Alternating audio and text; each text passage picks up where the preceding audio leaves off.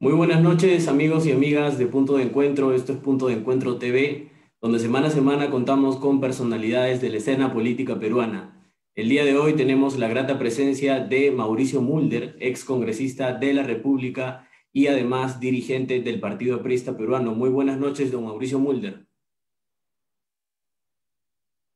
Tal? Buenas noches, gusto de saludarlos y mil disculpas por entrar a destiempo. No se preocupe, aquí estamos para esperarlo.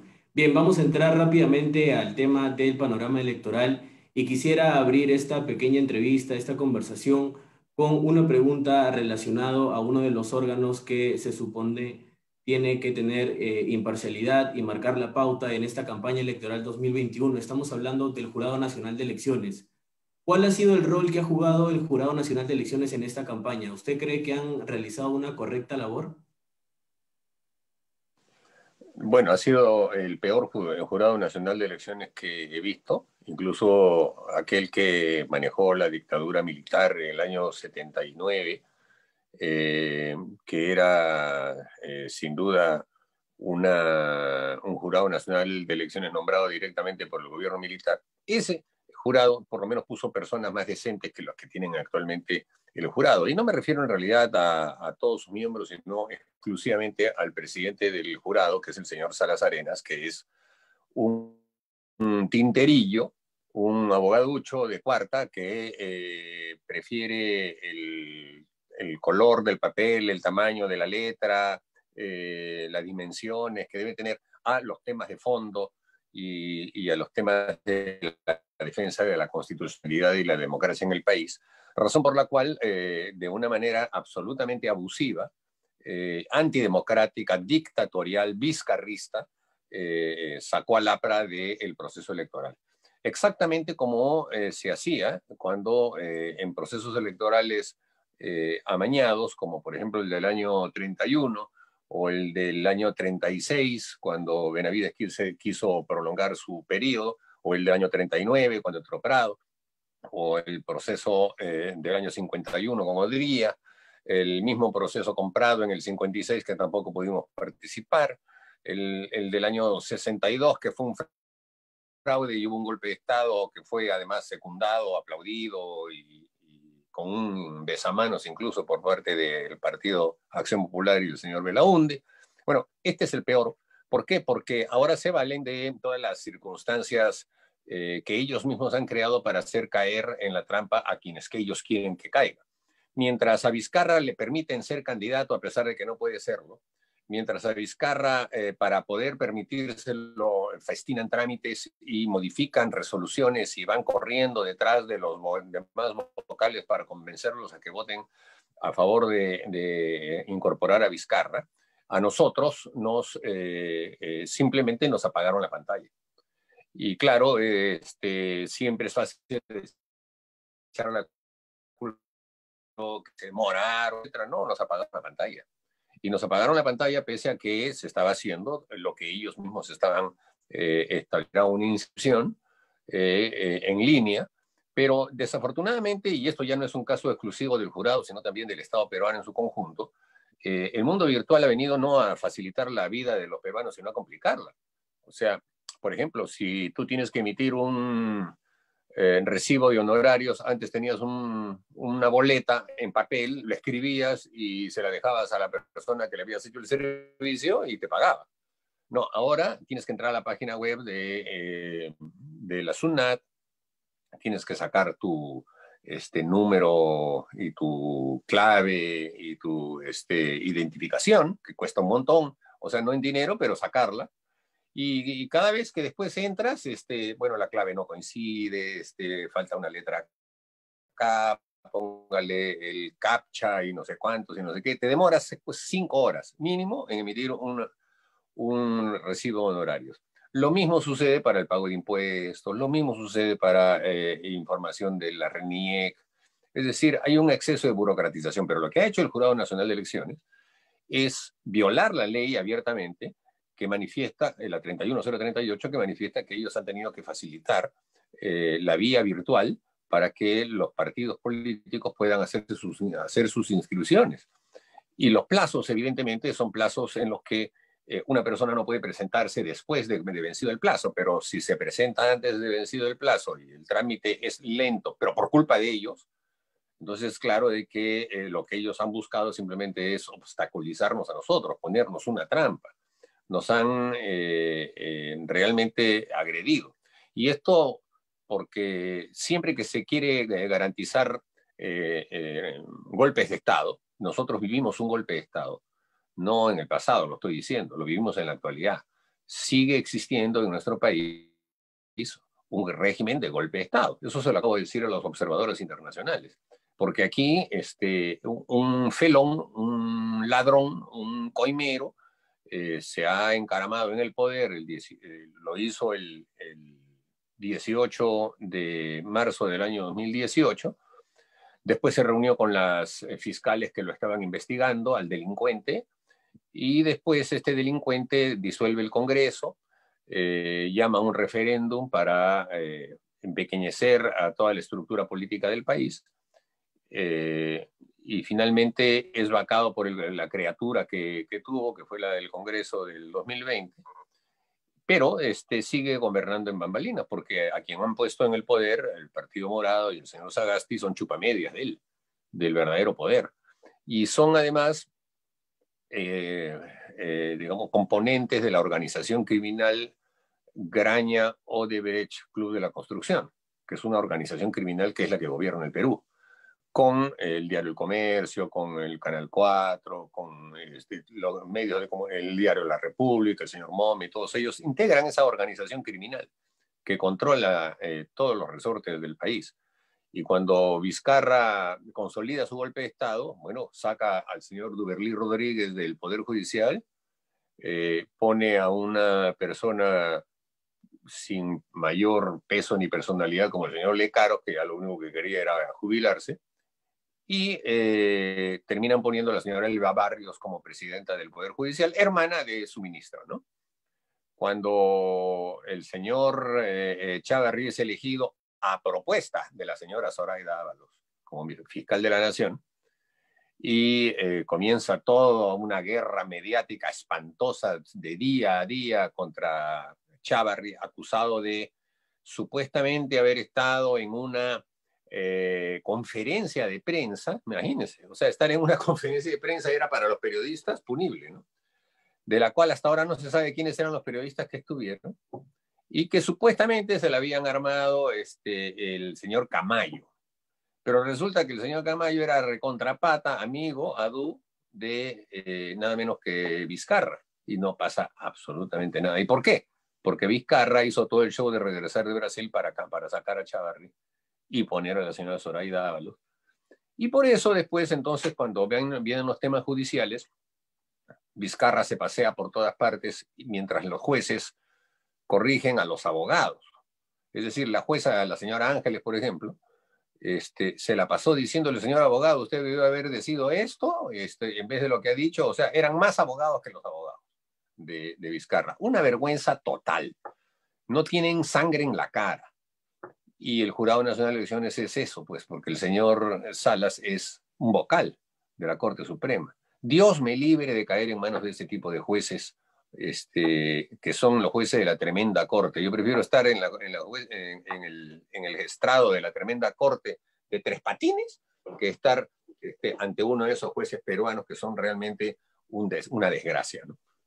Ha tocado algunos aspectos importantes, interesantes, como la obstaculización de acceder al sistema administrativo. Por ejemplo, cuando los partidos van a inscribir a sus militantes, el Jurado Nacional de Elecciones lo que pide es que esto sea en formato DBF, y este formato es casi prehistórico, ¿no? Creo que estamos desactualizados en esa parte.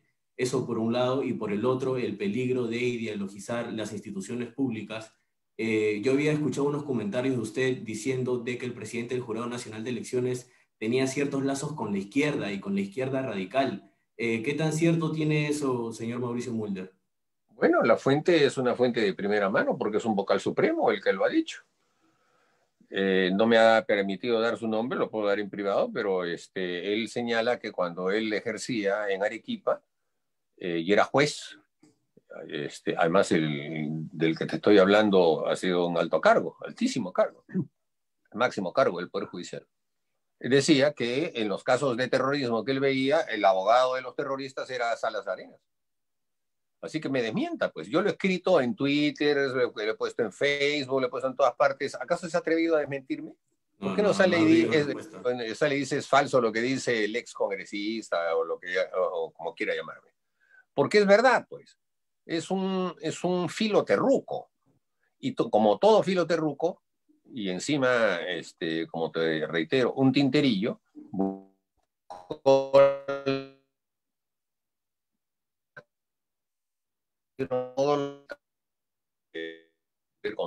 neutralizar al APRA. Y no es casualidad lo que nos ha pasado. Una de las cosas que uno aprende en política es que no hay casualidades. Aquellos compañeros que dicen, el personero, que no sé qué. Bueno, quizá son aprovechamientos que hace el enemigo de errores que uno comete. Pero que lo iban a hacer de todas maneras. Porque si no era de una manera, iba a ser de otra. Fíjate tú cuántas listas inscritas se las tiraron abajo. Y después, claro, hay un piteo y después las vuelven a poner, etcétera. O sea, textos iban a tener de todas maneras. Ellos no pueden aceptar que los apristas hablemos, porque yo estaría diciendo lo que estoy diciendo ahora en campaña electoral y lo estarían diciendo todos los demás candidatos. Y esa es una voz muy fuerte para ellos, porque nosotros sí sabemos decir, sabemos argumentar y tenemos conocimiento de la historia, no como todos los demás que son simplemente improvisados y hablan mal y no se hacen entender. Eso es lo que ellos buscan.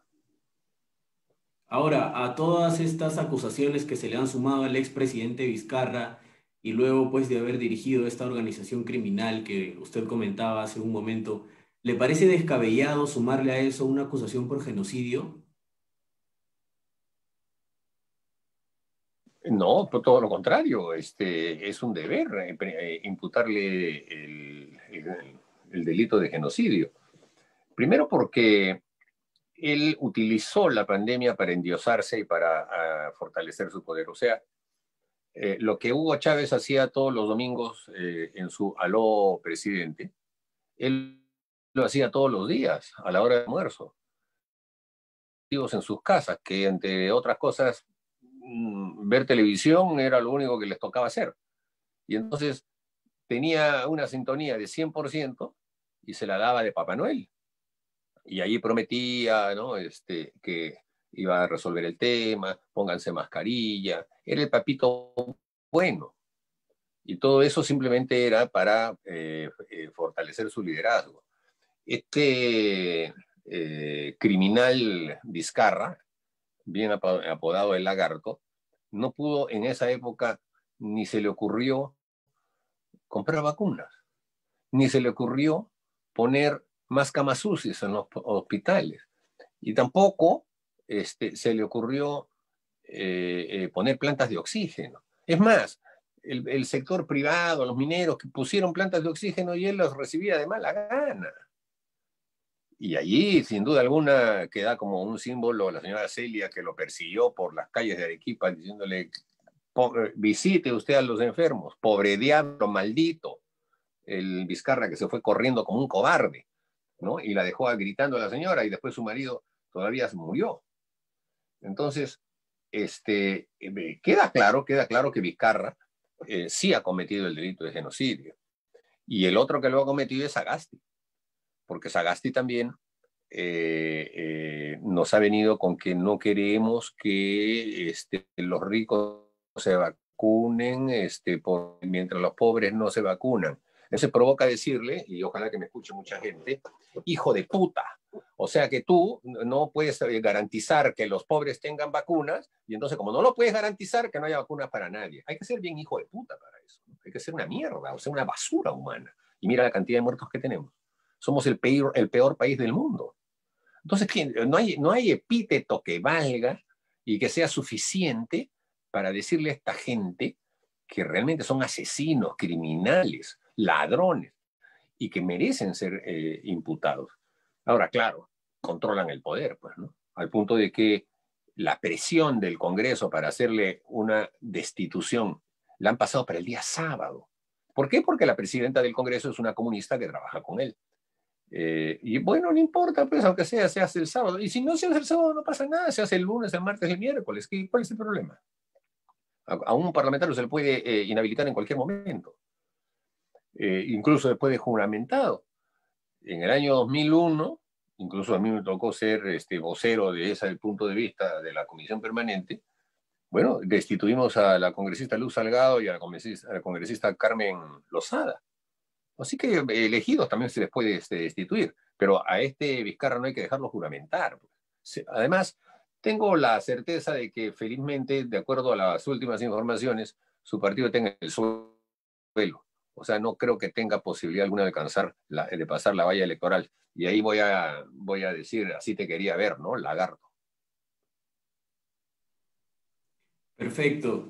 Ahora tocando un poco más ya el tema de la campaña electoral, yo he distinguido por lo menos tres cosas que me han llamado la atención. En primer lugar, el fenómeno Rafael López Aliaga, con su discurso anticorrupción, fuera Odebrecht, conservador. Por otro lado, tenemos a Pedro Castillo, ¿no? Que a raíz del debate presidencial y de haber hablado en quechua, al parecer pues ha despertado el interés de un sector de la población, se han emocionado con esto. Y también está la vigencia del fujimorismo, ¿no? Que a pesar de los años sigue manteniendo ese voto duro y que incluso hay algunas encuestas que la han colocado en primer lugar en los últimos días. ¿Usted considera de que entre estas personas se encuentra el próximo presidente del Perú y cuánta credibilidad le otorga a esas encuestas que han estado circulando al margen de la ley, porque no se puede circular ya encuestas, pero que han estado rebotando este tipo de encuestas un tanto malintencionadas, bajo mi punto de vista, porque tratan de sesgar la opinión del electorado? ¿Qué opina usted al respecto, don Mauricio Mulder? Bueno, yo creo que una de las cosas que sí aciertan las encuestas es que hay una enorme atomización y no hay ningún favorito. Pero de que el primero tiene 12.1 y el segundo tiene 12.0 y el tercero tiene 11.9, o sea que se diferencian entre el primero y el tercero por centésimas o décimas. Eso sí es un engaño, pues, porque el margen de error es 2.8 mínimo. Así que ellos juegan con las cifras para ver a quién ponen primero y segundo, ¿no? Y entonces ellos juegan con eso y ahora están alentando, dada la caída del Escano, supuestamente, y la más caída de López Aliaga, están alentando a Castillo, porque tampoco prende la señora Mendoza. En el caso del voto comunista, la señora Mendoza nunca ha tenido predicamento en el sur, y quien tuvo el predicamento inicial fue De Soto, porque había hablado a favor de los mineros informales, pero después le dio miedo y los dejó en la estacada, y entonces el voto del sur se empezó a inclinar hacia el Escano, aunque por ser puneño y tener un discurso radical, empezó a tener un poco la atención del sur. Pero el crecimiento o la presencia de Castillo ha sido, sin duda alguna, lo que ha determinado el voto del sur. Y yo creo que eso es lo que se está reflejando. Pero no le va a alcanzar. No le va a alcanzar para poder estar en segunda vuelta. Y más bien veo que las alternativas de la derecha también están bastante desmoronadas. Entonces yo no me aventuraría a decir quién va a estar en segunda vuelta. Ahora se está comentando de que estaría en primer lugar, lo ha dicho el periodista mexicano Rincón desde México, y como no le pasa nada, él suelta nomás las encuestas, pero una encuesta de las que se separa, como te reitero, por centésimas no sirve para nada.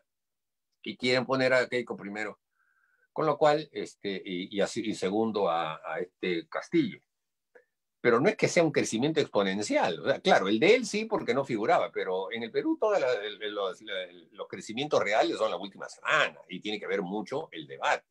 La presentación de López Aliaga, él era, en ese momento, creo él era el primero, pero fue un desastre. O sea, ahora entendemos por qué él buscaba no ir al debate, porque es un pésimo orador, pésimo. Y encima titubeante, o sea, estuvo peor que Acuña, con eso ya te digo todo. Entonces, ya, ahí se desplomó. Y también Hernando de Soto, una decepción total, ¿no? Incapaz de articular sólidamente ideas fuerza. Así que entonces lo que hay en estos momentos es no hay ningún favorito, y el que supuestamente está, entre comillas, primero, tiene 10%. Pues.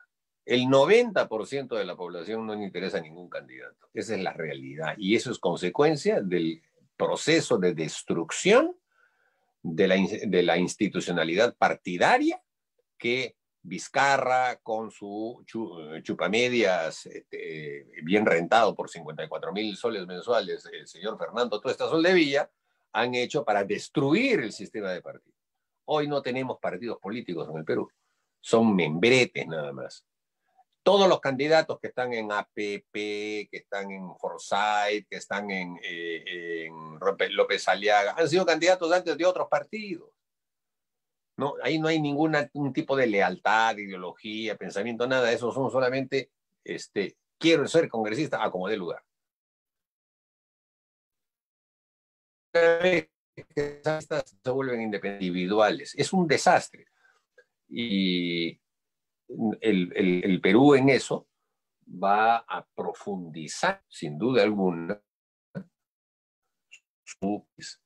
porque tener un congreso de independientes, vamos a tener un presidente que cualquiera que sea, será un presidente que tendrá que pactar con la mafia caviar mediática, ¿no? Porque van a seguir pidiendo la mermelada, van a querer seguir estar prendido de la ubre.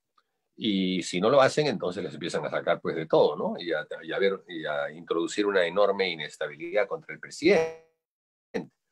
De manera que yo no veo que haya ninguna fuerza que pueda enfrentarse a esta mafia mediático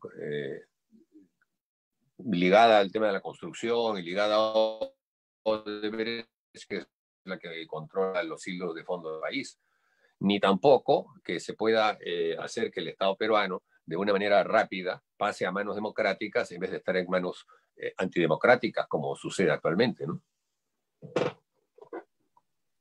Correcto, don Mauricio Mulder. Ahora, justo sobre lo que usted hablaba de la formación política, hemos tenido el año pasado con la vacancia del expresidente Martín Vizcarra, hemos vivido una ola de inestabilidad política, insatisfacción por parte de la población, y me parece que esto ha sido aprovechado por algunos candidatos al Congreso actuales para hacer propaganda con el eslogan de somos los nuevos políticos, estamos hartos de la corrupción, discurso que ya es bastante repetido a lo largo de la historia, ¿no?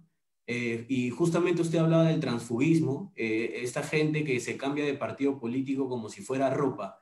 Y usted que ha estado tantos años en el Congreso y me imagino se ha tenido que topar con esta clase de gente, ¿qué cree usted que es lo que los anima a postular, a participar en política? ¿Usted cree que solamente es por un aspecto económico o de interés monetario, por así decirlo? ¿O hay algo más detrás que hace que estas personalidades, que son realmente pasajeras, temporáneas, decidan aventurarse en política? No, es solamente el interés de adquirir algo que va más allá del dinero. Del dinero sí, pero algo que va más allá es el poder para obtener más dinero. Yo he visto a casi todos los presidentes regionales y alcaldes que terminaron en el Congreso se dedicaban única y exclusivamente a extorsionar a sus alcaldes y presidentes regionales para que les dieran dinero. Lo hemos visto en los casos de las obras que se han investigado alrededor del tema de Odebrecht. Siempre ha habido un congresista detrás o con un presidente regional. César Álvarez tenía, por ejemplo, a Heriberto Benítez como uno de los que salía hablando por él. Lo mismo sucedía con, qué sé yo, el alcalde de Cayahuanca de Espinar, tenía como defensora a la señora Verónica Mendoza, ¿no? Y llegan nada más eso, buscando porciones de poder, seguir, digamos, derroteros individuales, ¿no? No tienen ningún tipo de ideología, de visión de conjunto, no les interesa el diagnóstico de lo que es el país. Lo único que buscan es, como está sucediendo con el actual Congreso también, o sea, cualquier cosa que les dé una claridad de 24 horas, ¿no? Por ejemplo, retiro de fondos de los AFP, aplausos, qué bonito, ¿no? Entonces todos ahí peleándose por ser los que estén en el medio de la foto. Nada más. Oiga, pero es una irresponsabilidad que no a mí me importa, sea lo que sea popular. Eso es lo que sucede hoy en nuestra política, la ausencia absoluta de debate de ideas. Y esa es consecuencia del camino golpista, antidemocrático, anticonstitucional que vivimos en el Perú desde el 30 de septiembre del año 2019, pero incluso desde antes, porque esto comienza cuando Vizcarra asume la presidencia en marzo del 2018. Ahora, usted decía que era muy difícil romper con la mermelada y que el siguiente presidente de todas maneras tenía que conversar con los medios de comunicación para obtener algún tipo de pacto. Pero sin embargo, esta es una de las propuestas que más ha generado revuelo en esta campaña, el tema de acabar con la mermelada y el tema de expulsar a Odebrecht del Perú. Si es difícil romper con el tema de la mermelada, ¿qué tan difícil es sacar a Odebrecht del Perú? A ver, es cuestión de decisión, simplemente. Eh, nosotros tuvimos que sacar una ley para prohibir que el Estado le dé dinero a los medios mermeleros. Duró 5 meses, pero duró. Vino el Tribunal Constitucional, que es otra de las instituciones tomadas, ¿no? No hay que olvidar que el golpe de Estado se hace después, o sea, casi 15 minutos después de que se eligió a uno de los reemplazantes del Tribunal Constitucional, porque ellos tienen, a sus 7 miembros los tienen fuera de plazo, fueron elegidos por 5 años y varios de ellos ya van a cumplir 8 años. Y cuando se eligió a Gonzalo Ortiz de Ceballos, ahí vino el golpe de Estado. O sea, no, incluso él fue elegido correctamente, se presentó al Tribunal Constitucional y no lo dejaron entrar. Esa es la determinación del golpe de Estado. Así son los golpes de Estado, ¿no?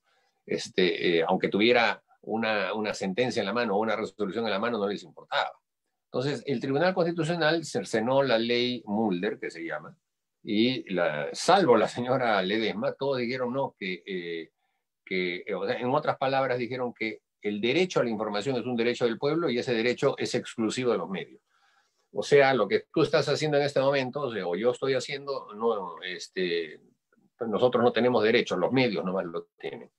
Porque a nosotros, por ejemplo, tendríamos a tu medio, el que me está entrevistando, tendría derecho de decir, oiga, así como yo hago información, la hace también el Diario del Comercio, pues si al Diario del Comercio le van a dar 150 millones de dólares, ¿por qué no me lo dan a mí? Bueno, pues esa es la lógica de la sentencia, que es un derecho, pero obviamente eso no va a ocurrir. ¿Qué es lo que hace falta? Bueno, que venga un presidente y diga, bueno, no voy a soltar un centavo para eso. Pero es que es una vergüenza soltar plata para eso.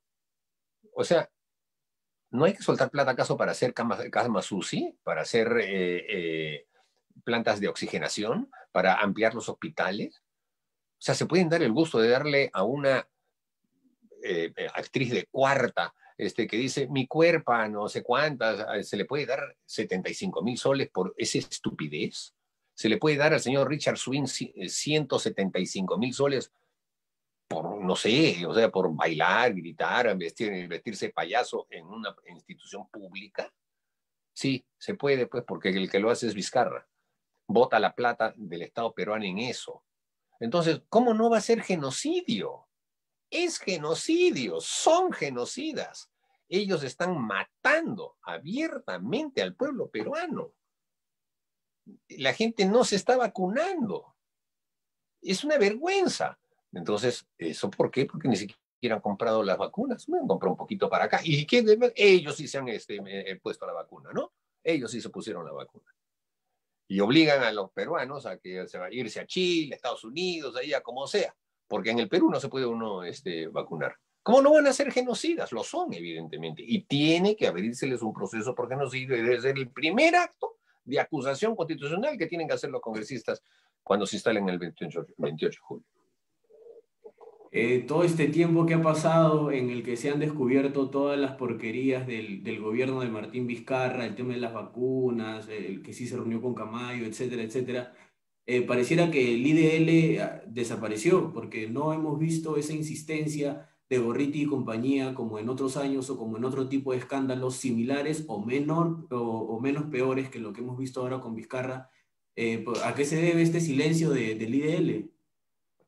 a que los afectados son sus amigos, son los que le han dado dinero, son los que le han dado vida, son los que los han protegido, y a que ellos son cómplices.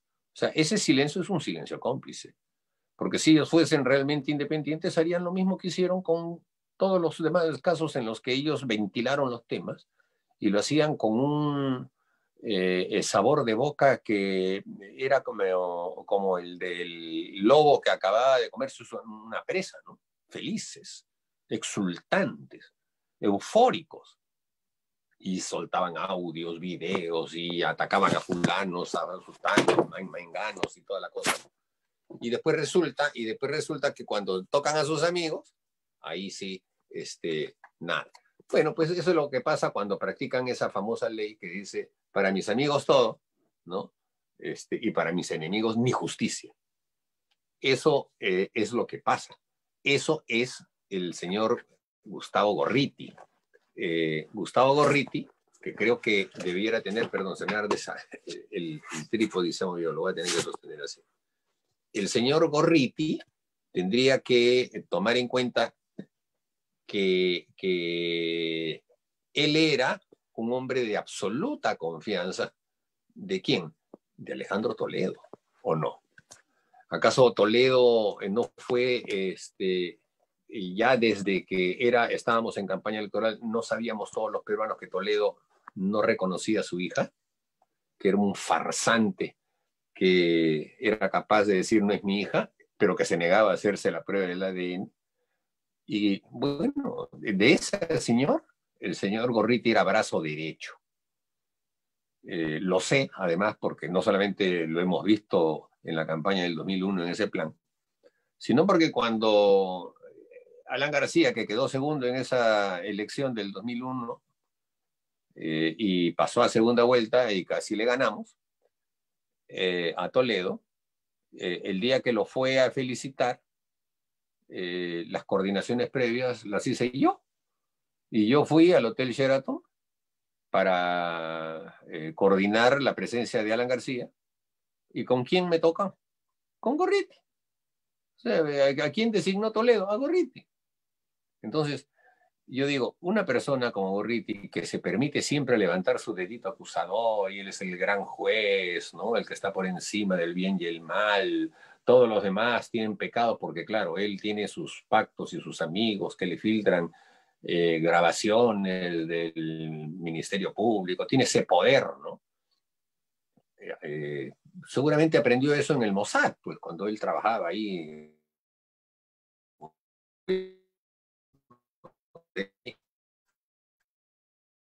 Yo digo, en este caso no se dio cuenta de nada, no se dio cuenta de las coimas que recibía Toledo, o sea, pero no era una coima, pues, a ver, 100.000 soles, 200.000 soles, no, 32 millones de dólares. Y encima se compró casas, ¿no? La de Casorinas, en el edificio Omega. ¿Y dónde estaba el señor Gorriti? El IRL, no.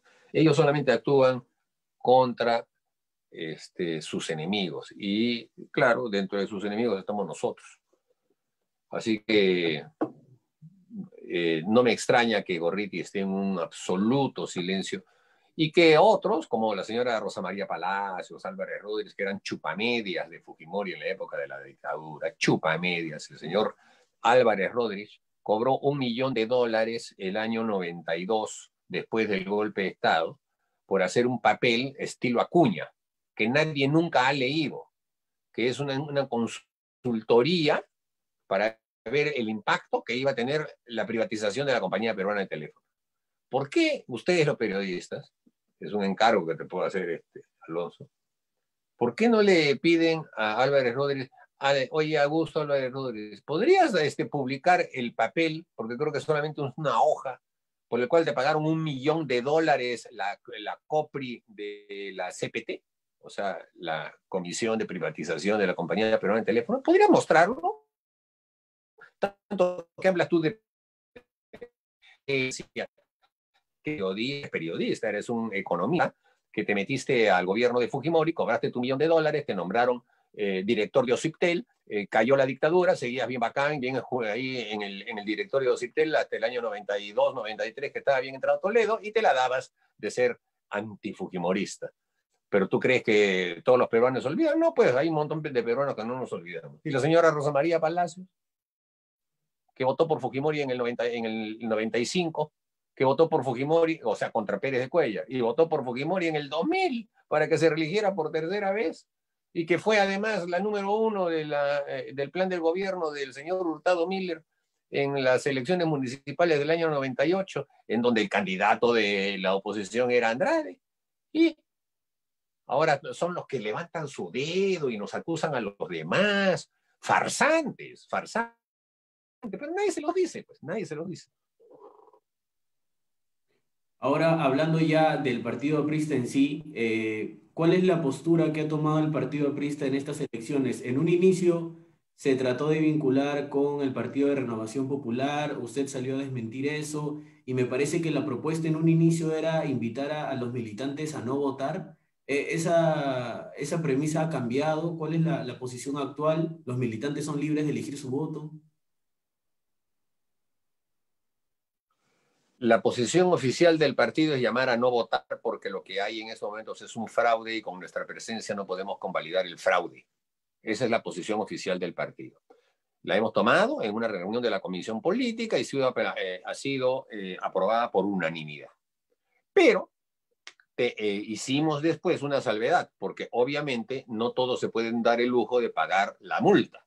Entonces hemos dicho, los compañeros que se sientan en las condiciones, en que no tienen las condiciones de poder pagar la multa, aunque sí, vayan a votar, no les vamos a impedir que lo hagan, pero que voten nulo, poniendo en la estrella vive el APRA nunca muere.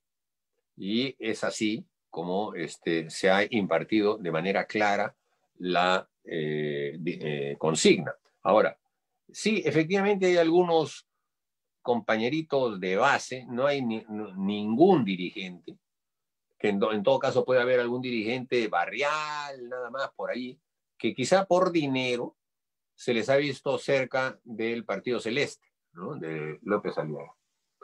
Pero no tenemos ningún contacto con el señor López Aliaga. En toda la campaña electoral no ha habido, no conozco de ningún dirigente, y quien habla es el representante del partido, y no he hablado absolutamente ni una sola palabra con este señor López Aliaga, no hay ningún contacto.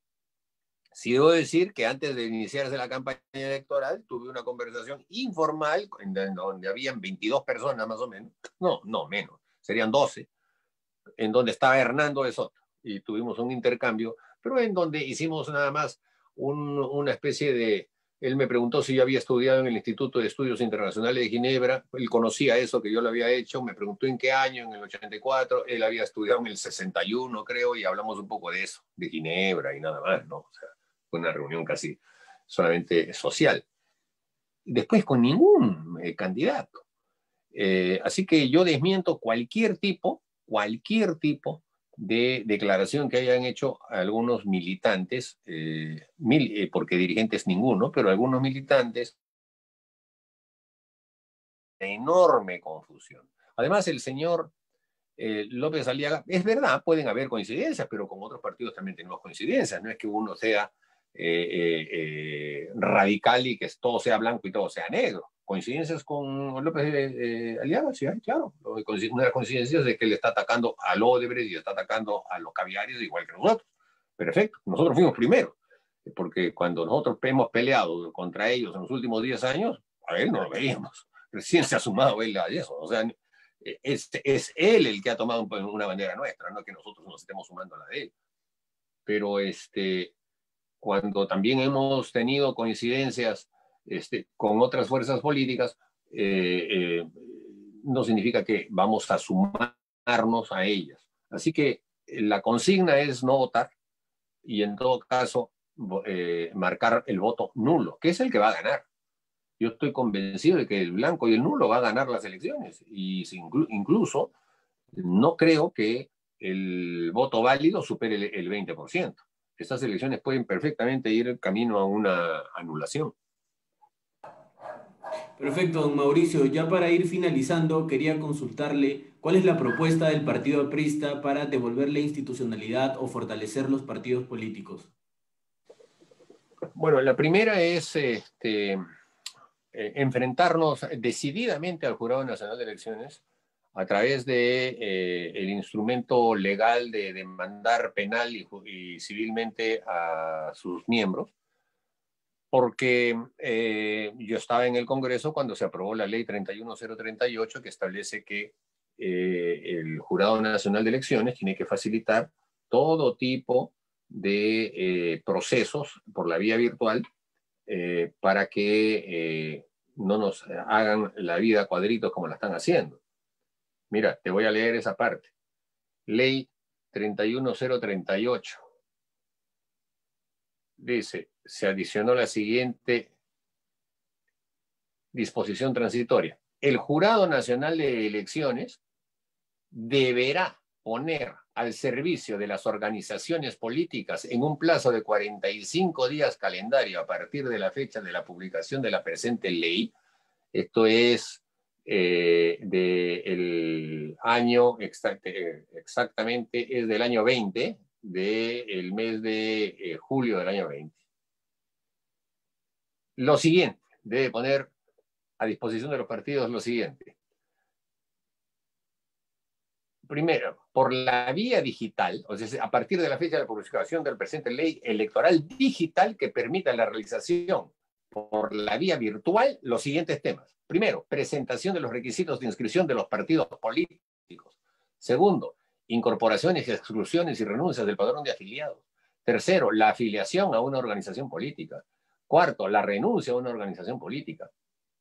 Quinto, el trámite de afiliación indebida de una organización política. Sexto, la solicitud de inscripción o modificaciones del estatuto. Séptimo, la solicitud de inscripción de modificaciones del reglamento. Octavo, la realización de reuniones de órganos directivos y estamentos de instancias de organizaciones políticas. Noveno, la elección de dirigentes, representantes, apoderados, etc. Todo esto se puede hacer virtualmente. Ellos han sacado un reglamento en el que dicen que todo se tiene que hacer con papel. Las fichas no las han vendido. Vienen, además, se le tiene que sacar a cada persona, se le tiene que alcanzar una ficha en donde llenan una serie de datos que no tienen nada que ver con partidos políticos, porque están pidiendo dónde trabajó, qué hacía, qué etcétera. O sea, cosas que no son las que el partido demanda, porque se olvidan que los partidos políticos somos asociaciones de ciudadanos y tenemos libertad de asociación, pero ellos han reglamentado eso. A cada ficha, o sea, se le tiene que entregar a una persona, a cada persona tiene que sacar una copia, una fotocopia, que también ya es un tema, que las fotocopias son, ya, perdóname, pero obsoletas. ¿Quién saca fotocopias? ¿No? ¿Quieres una copia? Te mando un WhatsApp. No, pero aquí hay que sacar fotocopia y la fotocopia tiene que ser legalizada por un notario. Y eso se le tiene que entregar al partido. Y después se tiene que hacer, cada comité tiene que emitir un libro que hay que comprar como un cuaderno, un libro de esos que se venden de actas, tiene que ser legalizado en cada una de sus páginas y ahí a mano se tiene que escribir a todos los miembros de un comité. ¿Tú crees que eso es hacer democracia en el Perú? Por favor, pues. O sea, el Jurado Nacional de Elecciones es realmente una cloaca de la vida política. Lo que ellos están buscando es la